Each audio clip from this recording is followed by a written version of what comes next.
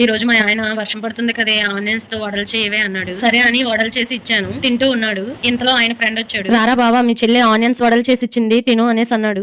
వద్దులే బావా, నువ్వు కొంచెం పక్కకు వస్తావా అన్నాడు. ఎందుకురా? సరేలే వస్తా గానీ నువ్వు ముందు తిను అని చేయలాగాడు. అబ్బా అంటూ అరిచాడు. మా ఆయన ఏమైందిరా, వేళ్ళెందుకు ఇలా బొబ్బలెక్కాయి? సరే ఇంకో చేతో తినని ఆ చేయలాగాడు. మళ్ళీ అబ్బా అన్నాడు. ఏంట్రా రెండు చేతి వేళ్ళకి బొబ్బలు? అయినా అక్కడెలా కాలింది అన్నాడు మా ఆయన. అదే చెప్దామని పక్కకు రమ్మన్నాను. నాకు సిగరెట్ తాగే అలవాటు ఉంది కదా. ఉందిలే, నేను ఎన్నిసార్లు చెప్పినా వద్దురా అంటే నువ్వు విన్నావా? నేను చెప్పేది వినరా?